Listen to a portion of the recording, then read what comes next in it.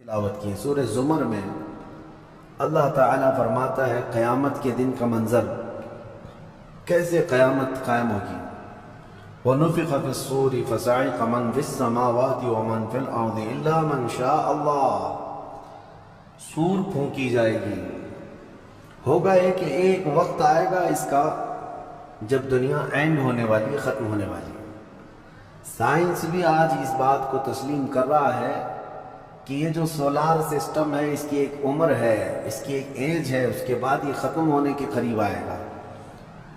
تارے اپنی اپنی عمر مکمل کر کے بلیک ہولز میں جا رہے ہیں۔ گیلیکسی کے اندر جو سٹارز ہیں ان کی عمر ایک لیمیٹڈ عمر بتائی جا رہی ہے، اس میں سورج کی بھی عمر ہے، چاند کی بھی عمر بتائی جا رہی ہے۔ یہ سائنس کی باتیں ہیں، لیکن اللہ نے قرآن میں فرمایا چاند اور سورج یہ ٹکرا دیے جائیں گے، تارے ایک دوسرے سے سب ٹکرا دیے جائیں گے۔ اذا الشمس كورت واذا النجوم انكدرت، 30ویں پارے میں اللہ تعالیٰ نے اس میں فرمایا جب سورج کو یعنی ٹکرا دیا جائے گا اور ستارے آپس میں ٹکرا دیے جائیں گے اور سورج کالا ہو جائے گا، یعنی کچھ نہ کے برابر رہ جائے گا۔ قیامت کے قریب وَإِذَا الْجِبَالُ سُيِّرَتْ، اور پہاڑ جو ہے نا اڑا دیے جائیں گے اور سمندروں میں آگ لگا دی جائے گی، زمین پوری ختم کر دی جائے گی۔ اور سورہ قارعہ میں آپ نے پڑھا ہوگا یوم یکون الناس کالفراش المبثوث وتکون الجبال کالعہن المنفوش، تم لوگوں کو دیکھو گے کہ پتنگوں کی طرح سے اڑ رہے ہوں گے، اور پہاڑوں کو دیکھو گے کہ روئی کا پہا جو ہوتا ہے، روئی کا پہا اس طرح سے پہاڑ بکھر چکے ہوں گے۔ اور اس کے بعد یہ قیامت جو آنی ہے اس کا یعنی پروسیس کس طرح سے، شروعات کیسی ہوگی، وہ ایک لمبی گفتگو ہے۔ مختصراً عرض کرتا ہوں کہ آیات حضور اکرم صلی اللہ تعالیٰ علیہ وسلم کی احادیث میں جو نشانیاں بیان کی گئی ہیں اس اعتبار سے قیامت کے قریب بڑی بڑی نشانیاں آئیں گی۔ دجال آئے گا، دابۃ الارض آئے گا، یاجوج ماجوج نکلیں گے، پھر اس کے بعد سورج پچھم سے نکلے گا، یہ سب بڑی بڑی نشانیاں ہیں۔ حضرت عیسیٰ علیہ السلام کا نزول اس سے پہلے، یہ سب ہو جانے کے بعد پھر روئے زمین پر سے مسلمان ختم ہو جائیں گے۔ پھر ایک وقت آئے گا کہ جب سب لوگ اپنے اپنے کاموں میں مصروف ہوں گے، کوئی کسی کو پڑی نہ ہوگی، اور پھر دنیا میں سب اپنے اپنے کاموں میں اس طرح سے مصروف ہوں گے، کوئی کپڑا کاٹ رہا ہے، کوئی دودھ دوہ رہا ہے، کوئی کھیتی باڑی میں ہل چلا رہا ہے۔ اللہ تعالیٰ قرآن میں فرماتا ہے کہ تم دیکھو گے ان زلزلۃ الساعۃ شیء عظیم یوم ترونھا تذہل کل مرضعۃ عما ارضعت وتضع کل ذات حمل حملھا، اچانک ایک سور کی آواز آئے گی۔ وہی سور آج ہم نے تلاوت میں پڑھا ہے۔ اسرافیل علیہ السلام اللہ کے ایک فرشتے ہیں، ایک باجے کی شکل کی چیز وہ لے کر کھڑے ہیں، وہ بجانا شروع کریں گے۔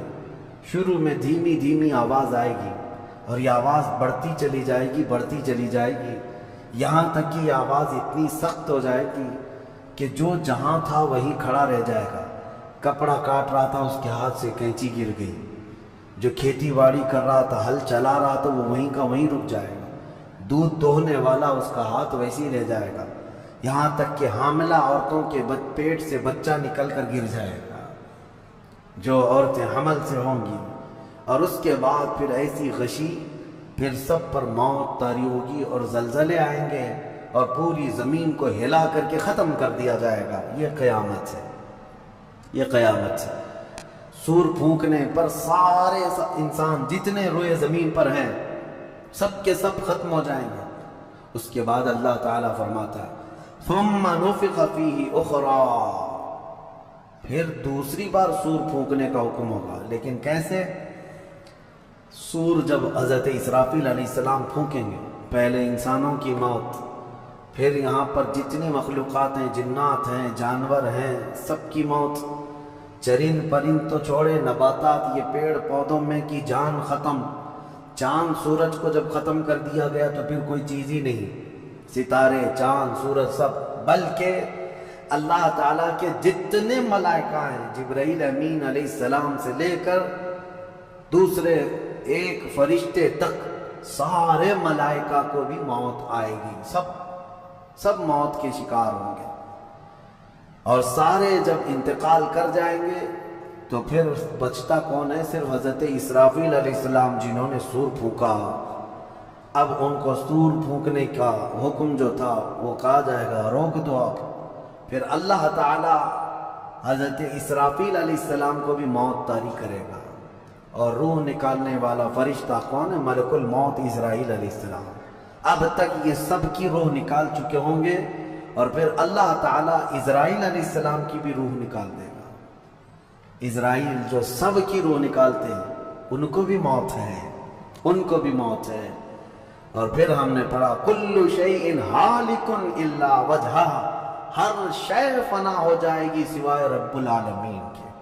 کل من علیہا فان ویبقى وجہ ربک ذو الجلال والاکرام، جو کچھ بھی ہے سب فنا ہو جائے گا، تمہارے رب کی ذات صرف باقی رہے گی، کوئی نہیں باقی رہے گا۔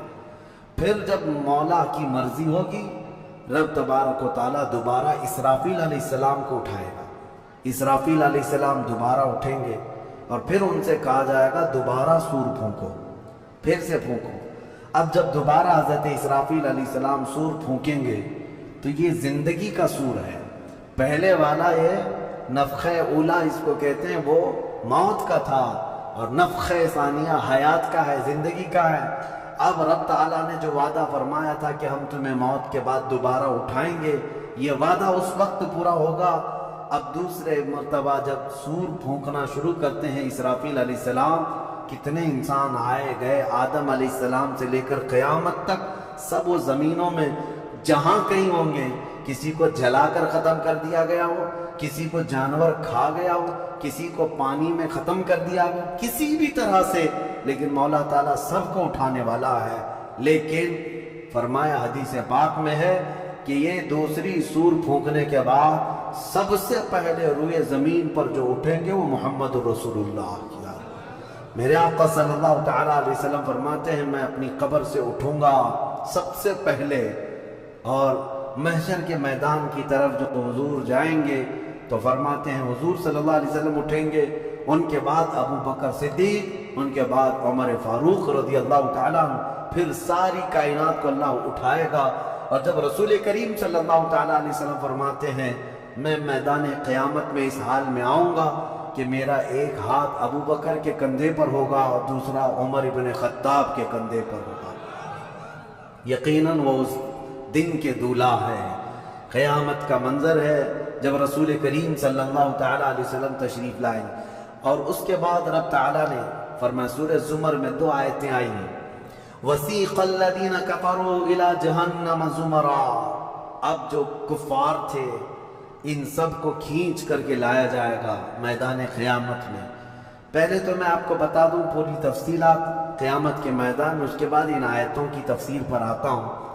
پھر جب سب کو اٹھا دیا گیا تو ایک زمین ہوگی، اب وہ زمین کہاں ہوگی وہ اللہ بہتر جانتا ہے کس جگہ، کیونکہ یہ زمین ہے ہی نہیں، یہ آسمان ہے ہی نہیں، تو پھر اس وقت بنے گا کیا یہ اللہ ہی بہتر جانے، کہاں بنے گا، کس طرح بنے گا، اس میں ہم نہ سوچ سکتے ہیں نہ مثال دے سکتے ہیں۔ اب آپ مجھے بتاؤ یہ جو زمین جس پہ آپ بیٹھے ہیں یہ ختم ہونے والی، کیا رہے گا نیچے؟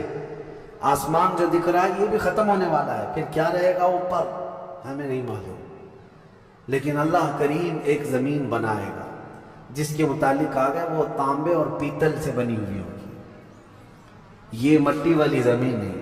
اور پھر اس کے بعد سورج کو پھر دوبارہ زندہ کیا جائے گا، اور سورج کو سب کے سروں پر لا کر کھڑا کر دیا جائے گا۔ اب وہ زمین اور جس میں سارے انسانوں کو جمع کر دیا گیا ہے، آپ اندازہ کریں وہ زمین میں نہ کوئی عمارت ہوگی نہ درخت ہوگا، وہ بالکل فلیٹ زمین ہے، صرف میدان ہی میدان ہے۔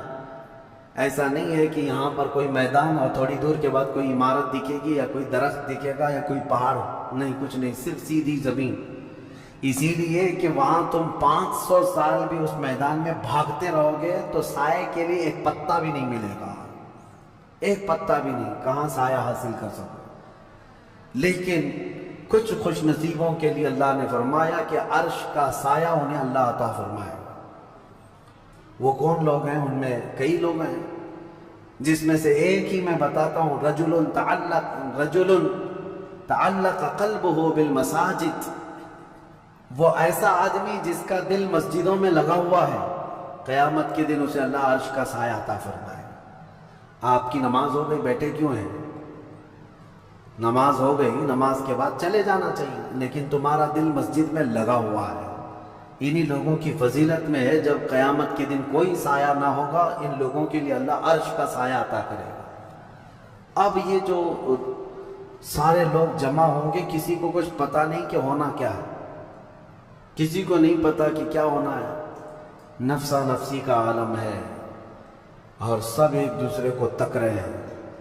اب یہی مسئلہ ہے کہ سارے لوگ وہاں پہ، کفار بھی ہوں گے، مشرکین بھی ہوں گے، جتنی امتیں پہلے آئی تھی وہ بھی ہیں، انبیاء بھی ہیں، اولیاء بھی ہیں، صلحاء بھی ہیں، صحابہ بھی ہیں، علماء بھی ہیں، سب ہیں، لیکن کسی کو کچھ سوچتا نہیں کہ کیا کیا جائے۔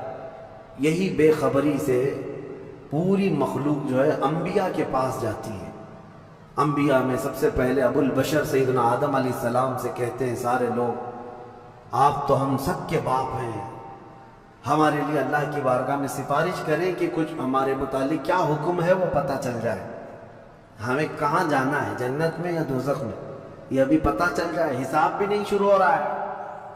تو آدم علیہ السلام نے فرمایا، وہ فرمائیں گے کہ اے لوگو جاؤ، اس لیے کہ مجھے ڈر ہے اللہ کریم کی بارگاہ میں نے جنت میں وہ ممنوع شجر کا جو پھل کھا لیا تھا، مجھے آج بھی اس کا احساس ہے کہ کہیں رب تبارک و تعالیٰ مجھے اس پر عتاب نہ فرما دے، جاؤ کسی اور کے پاس۔ جتنے نبیوں کے پاس یہ قوم جاتی تھی، وہ انبیاء کرام ہی کہتے آج ہمیں خوف ہے اللہ کریم کی بارگاہ میں، وہ قہار ہے، وہ جبار ہے۔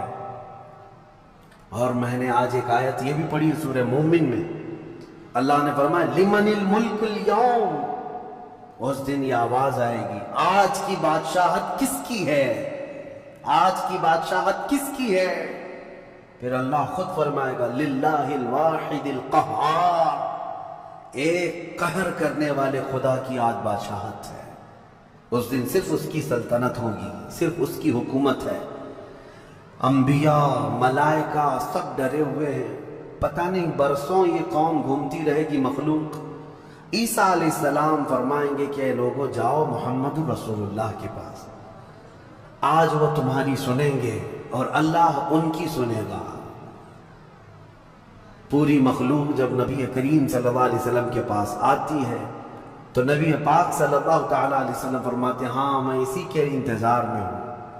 پھر حضور صلی اللہ علیہ وسلم سجدے میں گرتے ہیں اور اللہ کو منانے لگتے ہیں کہ مولا ہے تو تیرے بندے، تو حساب تو شروع فرما۔ اس کو کہتے ہیں شفاعت کبریٰ۔ یہ کیا ہے؟ شفاعت کبریٰ، بڑی شفاعت۔ یہ سب کے لیے، کافروں کے لیے، مشرکوں کے لیے، سب کے لیے۔ یعنی حضور کی پہلی شفاعت کس کام کی تھی؟ کہ اللہ حساب تو شروع کرے، یہ شفاعت کبریٰ ہے، حساب شروع کرے مولا تعالیٰ ساری انسانیت کے لیے۔ حضور جب سجدے میں گرتے ہیں اللہ کریم فرماتا ہے ارفع رأسک یا محمد۔ حضور نے یہ فرمایا ہے کہ اس دن میں سجدے میں ایسی ثنا اور ایسی حمد بیان کروں گا اللہ کی جو آج تک کسی نے نہیں بیان کی ہوگی، اور اسی دن مجھے اللہ وہ تلقین بھی فرمائے گا۔ اور جب حضور ثنا کر رہے ہوں گے اللہ فرماتا ہے ارفع رأسک یا محمد، اے محمد صلی اللہ علیہ وسلم اپنا سر اٹھائیے، آپ مانگیے آپ کو دیا جائے گا، آپ پوچھئے آپ کو جواب دیا جائے گا۔ یہ پہلا سوال ہے اللہ کی بارگاہ میں قیامت کے دن، اور پہلا جواب ہے، باقی کسی بندے کو کوئی جواب نہیں تھا۔ اللہ کی بارگاہ میں حضور نے جب یہ عرض کیا تو رب تعالیٰ فرماتا ہے ملائکہ کو جس کی ڈیوٹی تھی، جس کا کام تھا کہ میدان قیامت میں میزان عمل لگا دیا جائے، حساب و کتاب ہوں، سب کے نام اعمال ان کے ہاتھوں میں دیے جائیں، سب کو پڑھنے کا حکم دیا جائے. اب حساب کا آرڈر آ گیا، حکم آ گیا، تو لوگ تھوڑی راحت کی سانس لیتے ہیں کہ چلو حساب شروع ہونے والا ہے. لیکن ابھی اتنا آسان نہیں ہے، اتنا آسان نہیں. اب فرشتے لا رہے ہیں سب کے اعمال نامے. لوگوں کو ایسا لگتا ہے اعمال نامہ یہ 4 پنے کا ہوگا. ہاں، جیسے ایگزام پیپر میں فل شیٹ A4 سائز کی شیٹ لے کر کے بیٹھتے ہیں. قرآن میں تو اللہ تعالیٰ نے فرمایا کہ جب نامہ اعمال فرشتے لے کر کے آئیں گے تو کتنے ہوں گے پتہ ہے؟ تمہاری نظر جہاں تک جاتی ہوگی وہاں تک صرف کتابیں تمہاری ہوں گی، صرف تمہاری کتابیں فرشتے لاد کر کے لا رہے ہوں گے. اس میں سب لکھا ہوگا، زندگی میں جتنی مرتبہ باتیں کیا تھا، جو کچھ بھی کیا تھا، سب ڈیٹیل ہوگا. اور ہر آدمی وہاں پکار کر کے کیا کہتا ہے؟ ما لہذا الکتاب لا یغادر صغیرۃ ولا کبیرۃ الا احصاها. اے اللہ تو کیسی کتاب بنا دیا، اس میں چھوٹی چیز بھی نہیں چھوڑی گئی، بڑی چیز بھی نہیں چھوڑی گئی، سب لکھ دیا گیا ہے. اور پھر لا کر کے تھما دیا جائے گا. یہ پہلی علامت ہے کہ جس کے سیدھے ہاتھ میں اس کے نامہ اعمال پکڑا دیے جائیں گے، فرمایا گیا اس کے لیے وہیں سے ہلکا پن ہے، بشارت ہے کہ آسانی ہوگی. اور جس کے بائیں ہاتھ میں فرشتوں نے پکڑا دیا تو سمجھ لو کہ اب لمبا اس کا وقت جانے والا ہے، حساب سخت ہونے والا ہے. یہ تو صرف پڑھ کے سنانا ہے، اس کے بعد پھر پکڑ ہوگی کسی کام پر. یہ تو نے کیوں کیا تھا، اس کی وجہ بتا. یہ تو نے کیوں کھایا تھا، اس کی وجہ بتا. اس کے ساتھ ایسا کیوں کیا تھا، اس کا سبب بتا. صرف پڑھ کر کے سنانا نہیں ہے، جو کیا تھا اس کی وجہ بتانا ہے. اور جب وجہ کچھ نہ ہوگی، حکم آ جائے گا کہ انہیں اوندھے منہ کھینچ کر کے دوزخ کی طرف لے جائیں. یہ قیامت کے دن ہو رہا ہے. اب یہاں پر ایک دوسری شفاعت ہے میرے آقا صلی اللہ علیہ وسلم. اب یہ جو شفاعت ہے یہ خاص امت محمدیہ کے لیے. ایک شفاعت حضور نے فرمائی سارے انسانوں کا حساب شروع ہو جائے.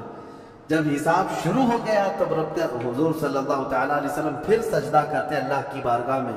اللہ فرماتا ہے محبوب سر اٹھائیں، پوچھیں، آپ کو دیا جائے گا.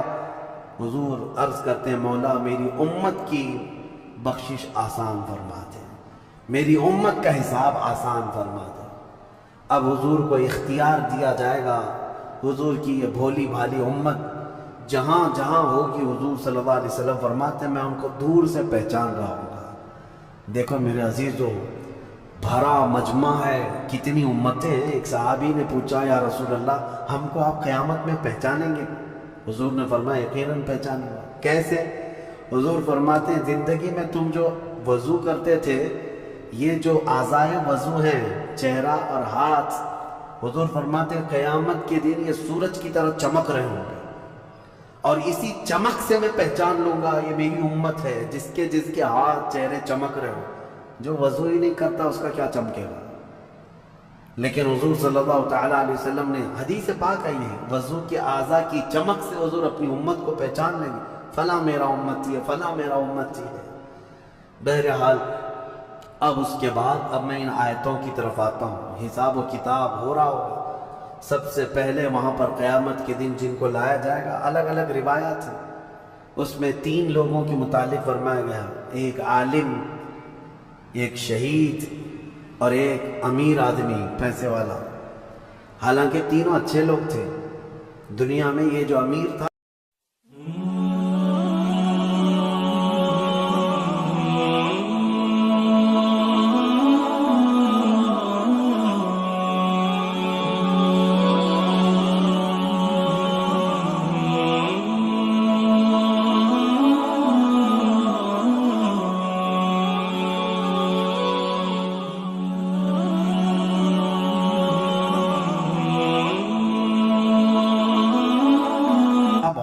پیسہ بانٹتا تھا، اور یہ قاری قرآن تلاوت اچھی کرتا تھا، اور یہ شہید تو جنگ میں شہید ہوا تھا لڑ کر کے. تینوں کا حساب ہو رہا ہوگا. سب سے پہلے رب تبارک و تعالیٰ اس قاری قرآن کو بلائے گا. بتا تو قرآن کیوں پڑھتا تھا؟ وہ کہے گا میں نے تجھے اچھی آواز دی تھی، اچھی آواز دی تھی، تو نے اس آواز کا کیا کیا؟ وہ کہتا ہے میں قرآن پڑھتا تھا بہترین انداز میں.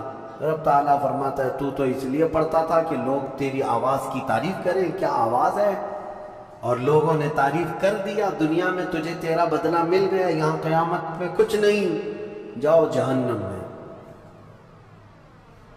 مالدار آئے گا، اس سے رب تعالیٰ فرمائے میں نے تجھے بہت مال دیا تھا، کیا کیا؟ کہے گا رب تعالیٰ میں نے غریبوں میں تقسیم کیا ہے، بہت خیرات کیا ہے۔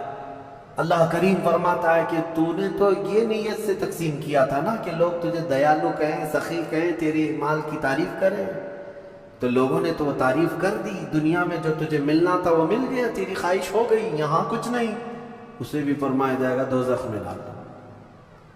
تیسرا جو شہید ہے اس کے لیے بھی رب تعالیٰ فرماتا ہے میں نے تجھے جوانی دی تھی، کیا کیا؟ کہا اے اللہ میں لڑتا رہا کافروں کے مقابل میں اور اپنی جان دے دیا۔ فرماتا ہے رب تعالیٰ کہ تو یہ سوچتا تھا نا کہ لوگ تیری بہادری کی تعریف کریں، لوگ تجھے بطل جلیل کہیں، مجاہد کہیں، تو یہ لوگوں کی تعریف سننے کے لیے کرتا رہا۔ اگر تیری یہی خواہش تھی اور لوگوں نے تیری تعریف دنیا میں بہت کر دی، اب یہاں تیرا کچھ نہیں ہے، اسے بھی دوزخ میں بھیج دیا جائے۔ یہ ریاکاری ہے، یہ پہلا حساب جن لوگوں کا ہونے والا ہے۔ یہ 3 لوگوں کے بارے میں حدیث پاک میں ہے۔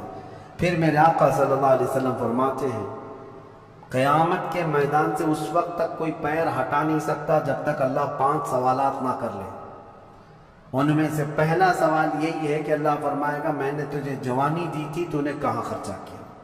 یہ ہر ایک کو بتانا پڑے گا، ہر ایک کو بتانا پڑے گا۔ اب آپ اپنی اپنی تیاری کر لو کہ کہاں کہاں خرچہ کیا، اللہ کو مجھے بتانا ہے۔ آج اگرچہ تم ہماری باتوں کی طرف توجہ نہیں کرو گے، کیئر نہیں کرو گے، لیکن ایک دن وہ آئے گا جب تمہیں اللہ کی بارگاہ میں کھڑے ہو کر اپنی جوانی کا پل پل بتانا ہوگا، وہاں کوئی چارہ نہیں ہوگا۔ وہی اب آیت کریمہ ہے وَسِيقَ الَّذِينَ كَفَرُوا إِلَى جَهَنَّمَ زُمَرًا حَتَّى إِذَا جَاءُوهَا فُتِحَتْ أَبْوَابُهَا وَقَالَ لَهُمْ خَزَنَتُهَا، کافروں کی جماعت کو فرشتے کھینچتے ہوئے دوزخ کی طرف لائیں گے۔ دوزخ کیسی ہوگی میں انشاءاللہ العزیز اس کو عرض کروں گا آخری میں، رمضان کے آخر میں، کیونکہ یہ جو عشرہ گزر رہا یہ جہنم سے آزادی کا عشرہ ہے۔ کاش اللہ ہمارا نام بھی آزاد ہونے والوں میں شامل فرمائے، کہ جہنم سے آزاد ہونے والوں میں ہمارا نام شامل ہو گیا تو پھر قسمت ہی قسمت ہے۔ جب لایا جائے گا دوزخ کے کنارے جماعت کی جماعتیں آ رہی ہوں گی، جماعت یہاں پر اللہ نے فرمایا زمرہ یعنی بہت کثیر تعداد میں جماعت کو کھینچ کر کے لایا جائے گا۔ پھر دوزخ کے دروازے کھول دیے جائیں گے، فتحت ابوابها، دروازے کھول دیا جائے، وقال لهم خزنتها، اور جو دربان ہے دوزخ کے دروازے پر حضرت مالک، وہ فرشتے ہیں، بڑے سخت قسم کے فرشتے ہیں، وہ ان سے پوچھیں گے، جو جماعت دوزخ میں ڈالے جانے کے لیے لائی جا رہی ہوگی ان کو پہلے پوچھیں گے الم یأتکم رسل منکم یتلون علیکم آیات ربکم وینذرونکم لقاء یومکم ھذا، اے لوگوں کیا تمہارے پاس اللہ کا کوئی رسول نہیں آیا تھا؟ کیا تمہیں اللہ کی آیتیں پڑھ کر کے کسی نے نہیں سنایا تھا؟ یا آج کے دن کے بارے میں تمہیں کسی نے ڈرایا نہیں تھا کہ قیامت آنے والی ہے؟ یہ دوزخ کا فرشتہ لوگوں سے پوچھے گا، قرآن میں اللہ فرماتا ہے، تو لوگ کیا کہیں گے؟ قالوا بلا ولکن حقت کلمۃ العذاب، وہ کہیں گے ہاں کیوں نہیں آئے تو تھے لیکن ہم جھٹلا دیے تھے، نبیوں کے پیچھے نہیں چلے، قیامت کے دن پر یقین نہیں رکھے، اور عذاب ہمارے اوپر واجب ہو گیا، ہم جا رہے ہیں۔ قیل ادخلوا ابواب جہنم خالدین فیہا، ان سے کہا جائے گا ادخلوا ابواب جہنم، داخل ہو جاؤ جہنم کے دروازوں میں، خالدین فیہا، ہمیشہ تم رہو گے یہاں پر۔ یہ کافروں کے لیے ایسی آواز آئے گی کہ وہ چیخ مارتے ہوئے دوزخ میں کود رہے ہوں گے۔ فَبِئْسَ مَثْوَى الْمُتَكَبِّرِينَ، اللہ فرماتا ہے کیا ہی بری جگہ ہے، کیا ہی برا ٹھکانہ ہے یہ گھمنڈ کرنے والوں کا، زمین پہ اترانے والوں کا جو اللہ کو نہیں مانتے تھے۔ اب سنیے 1000 سال تک دوزخ میں جلتے کڑتے رہیں گے، پکارتے رہیں گے، اے مالک اے مالک اے مالک اے مالک۔ کون؟ جو دربان دوزخ ہے، دربان ہے دوزخ کے دروازے کا، وہ 1000 سال کے بعد سن کر کے پوچھیں گے کیا بات ہے تمہاری، کیا چاہتے ہو؟ کفار و مشرکین کہیں گے کہ ہماری بات کرا دے اللہ سے، ہماری بات کرا دے اللہ سے کہ کچھ ہم پر بھی رحم ہو جائے۔ حضرت مالک کہتے ہیں خدا قہار ہے غضب پر، خدا قہار ہے غضب پر۔ اللہ کریم کی بارگاہ میں بات کرنے کی بڑے بڑے فرشتوں کی ہمت نہیں ہے، کہیں گے ابھی نہیں میں بات کرا پاؤں گا۔ پھر وہ 1000 سال اور عذاب میں جلتے رہیں گے، چیختے رہیں گے۔ دوسرے 1000 سال کے بعد حضرت مالک پوچھیں گے کیا بات ہے؟ جہنمی کہیں گے کہ اے مالک تو ہماری بات کرا دے اللہ سے۔ آپ کی بار حضرت مالک کہتے میں ہمت کرتا ہوں، اللہ قدیر و جبار کی بارگاہ میں عرض کرتے مولا جتنے بھی دوزخ میں جا چکے وہ تجھے فریاد کر رہے ہیں، وہ تجھ سے بات کرنا چاہتے ہیں۔ اب رب تعالیٰ کی طرف سے جواب آتا ہے حضرت مالک کو، اے مالک ان دوزخیوں سے کہہ دو کہ آج کے بعد رب تبارک و تعالیٰ نہ ان کی طرف نظر فرمائے گا نہ کلام کرے گا۔ لا یکلمہم اللہ یوم القیامت ولا ینظر الیہم، ان کی طرف رب تعالیٰ دیکھنا بھی نہیں چاہتا۔ وہ قدیر و جبار خدا جب دنیا میں ہر دن بلا رہا تھا آجا میرے بندے میرے پاس، آجا میرے بندے میری طرف آجا، ففروا الی اللہ، اللہ کی طرف دوڑ پڑ، نہیں سنتا تھا، ایک دن بھی نہیں سنا۔ اور جہنم میں جانے کے بعد پکار رہا ہے، رب تعالیٰ فرماتا ہے اب اللہ ان کی طرف دیکھنا بھی نہیں چاہتا۔ حضرت مالک جب یہ پیغام سنا دیتے ہیں اللہ کا، جہنم میں ایسی چیخ نکلتی ہے جہنمیوں کی کہ پورا جہنم ہلنے لگ جاتا ہے، کانپنے لگ جاتا ہے ان جہنمیوں کی چیخ سے۔ کیا ان کو کہہ دیا جاتا ہے خالدین فیہا، اب تم ہمیشہ کے لیے رہو گے یہاں پر۔ اسی لیے میرے عزیزو کفر سے ڈرو، کفر سے ڈرو۔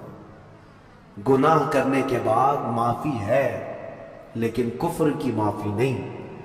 اسی لیے اولیاء امت ڈرا کرتے تھے کہ کہیں موت سے پہلے ایمان چلا گیا، کفر پر موت ہو گئی تو کیا ہوگا؟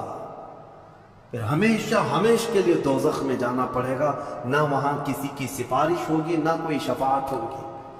شفاعت اور سفارش گنہگاروں کے لیے، کافروں اور مشرکین کے لیے نہیں۔ قرآن میں اللہ نے فرمایا ان اللہ لا یغفر ان یشرک بہ ویغفر ما دون ذلک لمن یشاء، بے شک اللہ تعالیٰ اس کے ساتھ کیے ہوئے شرک کو اور کفر کو ہرگز معاف نہیں کرے گا، اور اس کے علاوہ جو کچھ بھی کیا ہے اللہ سب معاف کرے گا، کفر کو اور شرک کو معاف نہیں کرے گا۔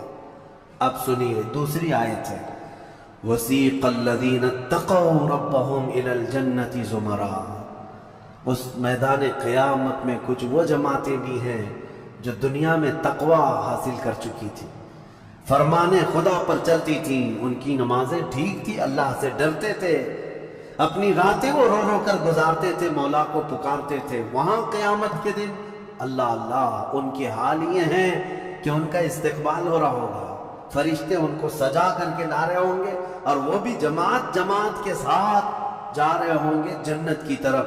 تو جیسی وہ پہنچیں گے فتحت ابوابہا، قرآن میں ہے 7 دروازے جنت کے ان کے لیے کھول دیے جائیں گے۔ یہ پرہیزگار لوگ ہیں، یہ تقوی والے لوگ ہیں۔ جیسے ہی جنت کے دروازے کھلیں گے وقال لهم خزنتها، وہاں پر بھی دربان ہے ایک، جنت کے دروازوں کا دربان وہ حضرت رضوان ہے علیہ السلام، وہ فرشتہ وہاں پر ہے، جنت کے دربان ہے۔ جیسے ہی یہ جماعتیں قریب پہنچیں گی دروازوں کے، کیا کہے گا دربان جنت؟ وقال لهم خزنتها سلام علیکم طبتم، مبارک ہو اللہ کی سلامتی ہو تم۔ یہ جو ہم سلام کرتے ہیں نا السلام علیکم، یہ جنتی سلام ہے۔ یہ دربان جنت جو داروغہ ہے جنت کے دروازوں کا، وہ سلام کرے گا فرشتہ جو آ رہے ہیں جنت میں، سلام علیکم طبتم मुबारक हो, खुश आमदीद, अल्लाह की सलामती हो। फदखुलूहा, आ जाओ जन्नत में दाखिल हो जाओ, खालिदीन, हमेशा के लिए, अब तुम भी यहां से नहीं जाओगे। अब हमारे इस छोटी सी जिंदगी में बताओ मेरे अजीजों, अब अंदर जैसे ही जन्नती दाखिल होते हैं, कैसे सबसे पहली नेमत क्या मिलती है जन्नत में? अल्लाह अकबर। आपके लिए और हमारे लिए सेब मिलेगा, अंगूर मिलेगा, गोश्त मिलेगा, खाने के लिए क्या मिलेगा? मेरे अजीजों, सब नेमतें अपनी जगह पर, लेकिन फरमाया गया जन्नती जैसे ही जन्नत में पहला कदम रखता है मुहम्मदुर रसूलुल्लाह खड़े हो गए, मेरे आका सल्लल्लाहु तआला अलैहि वसल्लम होंगे अपने उम्मतियों के इस्तकबाल के लिए। इससे बड़ी नेमत क्या है मेरे अजीज? जन्नत में दाखिल हो जाने के बाद अब सूरह वाक़िया जब आप पढ़ेंगे तो जन्नत का उसमें तज़किरा है। अल्लाह ने फरमाया फ़िल्लतुम मिनल अव्वलीन व क़लीलुम मिनल आख़िरीन अला सुरुरिन मौदूनतिन मुत्तक़ीन अलैहा मुतक़ाबिलीन। वो दीवान लगाए होंगे, बड़े बड़े महलात होंगे जिनकी एक ईंट सोने की, एक ईंट चांदी की बनाई होगी। पूरे ज़मीन पर जो घास होगी वो ज़ाफ़रान से भी ज़्यादा मुलायम। और अल्लाह ने कितनी जगह कुरान में फरमाया जन्नातिन तजरी मिन तहतिहल अनहार, ऐसे बागीचे जिनमें नहरें बह रही होंगी, और ऐसी नहरें जिनका पानी दूध की तरह सफ़ेद, शहद से ज़्यादा मीठा और ठंडा।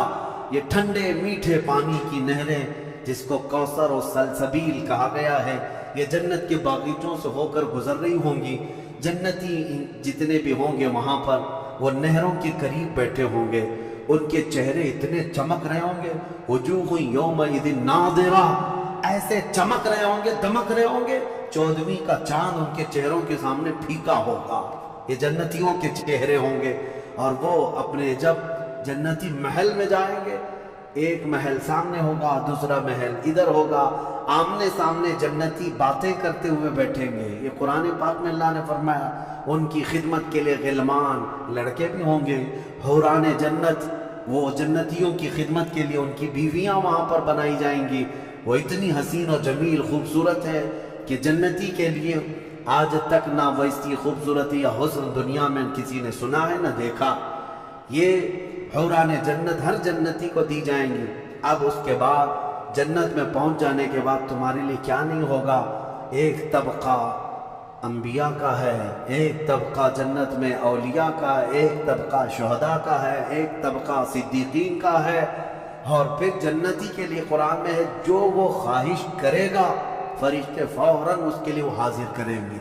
जो चीज़ की ख्वाहिश करेगा, जिस दिन तुम्हारी वहाँ ख्वाहिश होगी कि मुझे यहाँ गरीब नवाज का दरबार देखना है, जन्नत में गौसे पाक कहाँ है वहाँ जाना है, सहाबा में खुलफाए राशिदीन कहाँ है वहाँ जाना है, अंबिया इकराम कहाँ है, शुहदा और सालिहीन कहाँ है वहाँ जाना है। जन्नती घूम रहा होगा, और क्या ही बेहतर होगा जन्नती जब ये ख्वाहिश करेगा मुझे मुहम्मदुर रसूलुल्लाह के महल में जाना है, वहाँ भी उसे पहुँचाया जाएगा। वह हर एक बड़े से बड़े अंबिया, सालिहीन, शुहदा और रसूलान इज़ाम के यहाँ जाता रहेगा, आता रहेगा, जाता रहेगा, आता रहेगा। जन्नत की नेमतें उसकी ख़त्म नहीं होंगी, यहाँ तक कि अल्लाह करीम फरमाएगा हुरान जन्नत को, ये मेरे वो बंदे हैं जो सिर्फ मेरी हमद सुनते थे दुनिया में। ऐ हुरान जन्नत, तुम अपनी मीठी आवाज़ में अब मेरी हमद इनको यहाँ सुनाओ। 100 साल तक वो हुरान जन्नत उन्हें हमद सुनाती रहेंगी। फिर जन्नतियों से अल्लाह पूछेगा पेट भर गया? वो जन्नती कहेंगे मौला और तेरी तारीफ सुनने का दिल करता है। दाऊद अलैहिस्सलाम जिनकी आवाज़ में बड़ी मिठास थी, रब ताला फरमाएगा ऐ मेरे दाऊद खलीफतुल्लाह, आओ इन जन्नतियों को अपनी सुरीली आवाज़ में मेरी हमद सुनाओ। अब वो 100 साल तक सुनाते रहेंगे और जन्नती मदहोश होंगे और सुनते रहेंगे। ये जन्नत के तराने वहाँ पर सुनाए जा रहे हैं। उसके बाद फिर रब ताला फरमाएगा अब तुम सैराब हो गए कि दाऊद अलैहिस्सलाम की जुबान से तो चिड़ियां भी सुनने के लिए खड़ी हो जाती थी, परिंदे भी हवा में रुक जाते थे। अब जन्नती कहेंगे कि मौला और तेरी हमद हो और तेरी तारीफ हो, हम सुनना चाहते हैं। रब ताला जब फरमाएगा ऐ फरिश्तों हिजाबात हटाओ, अब मैं सुनाऊंगा और मेरे बंदे सुनेंगे। اب یہ جنت کی سب سے بڑی نعمت وجوہ یومئذ ناظرہ الی ربہا ناظرہ، مولا فرماتا ہے چہرے چمک رہے ہوں گے اس بات کے لیے کہ بغیر حجاب کے وہ اپنے اللہ کو دیکھ رہے ہوں گے۔ اس سے بڑی نعمت جنتی کو کچھ نہیں ہے کہ مولا کریم حجابات ہٹا دے گا، جس کے تم یہاں سجدے کرتے ہو، جس سے تم گڑ گڑا کر مانگتے ہو، وہ مولا جنت میں پردے ہٹا دے گا۔ اور فرمایا گیا جنت کی سب سے بڑی نعمت دیدار الہی ہے۔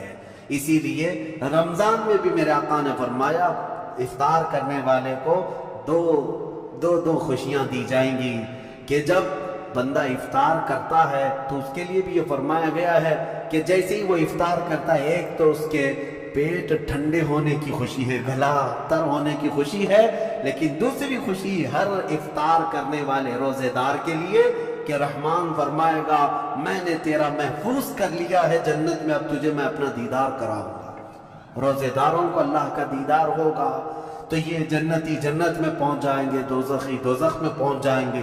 میں نے یہ جو 2 آیتیں آئی تھی اس کی تفسیر آپ کے سامنے رکھ دی، فیصلہ تمہارے پاس ہے زندگی کیسی گزارو گے۔ لیکن میرے آقا نے فرمایا جنت کا جو راستہ ہے نا وہ کیسا ہے، کانٹوں سے بھرا ہوا ہے۔ یہاں دنیا میں جہنم کا راستہ پھولوں سے سجا ہوا ہے، بہت ٹھنڈا ہے، بہت آرام دہ ہے۔ دوزخ کا راستہ، میں الٹا تو نہیں بول رہا، سیدھا ہی بول رہا ہوں، جہنم کا راستہ پھولوں سے سجا ہوا ہے اور جنت کا راستہ کانٹوں سے بھرا ہوا ہے۔ میرے آقا نے فرمایا یہاں دنیا میں کانٹوں سے بھرا ہوا ہے، لیکن اس پر اگر کوئی چل گیا تو وہ کانٹے ختم ہوتے ہی اس کے لیے جنت کے باغات ہیں۔ اور جو دنیا میں ان پھولوں کے راستے کو چن لیا دوزخ کے، جیسے ہی یہ راستہ ختم ہوگا اس کے بعد صرف آگ ہی آگ ہے، آگ ہی آگ ہے۔ چنو کون سا راستہ، تم یہاں کے پھول چاہتے ہو یا پھر آخرت کے باغیچے، یا یہاں کے کانٹے اور آخرت کی آگ، یہ تمہارے ہاتھ میں ہے کس طرح سے تم اپنی زندگی کو متعین کرتے ہو۔ بس یہ رمضان کی آج پہلی تاخرات ہے، ہو سکتا ہے آج شب قدر ہو اور اللہ کریم کی بارگاہ میں مانگو کہ اے اللہ ہمیں بن مانگے تو نے اپنے حبیب کی امت میں پیدا کیا ہے، اور ہم تیری بارگاہ میں اب سوال کرتے ہیں مولا تو اپنی جنت سے ہم غریبوں کو محروم نہ فرما۔ اے اللہ ہم تیری دوزخ میں جانے، ہم تیری جنت میں جانے کے قابل تو نہیں، لیکن تیری دوزخ کا عذاب سہنے کے بھی قابل نہیں، بس تو اپنے فضل اور جود و کرم سے ہم سب کی بخشش کر اور ہمیں جنت عطا فرما۔ الہی لست للفردوس اہلا ولا اقوى على نار الجحیم فاغفر ذنوبی بفضل جودک یا اللہ۔ وآخر دعوانا ان الحمد للہ رب العالمین۔ السلام علیکم۔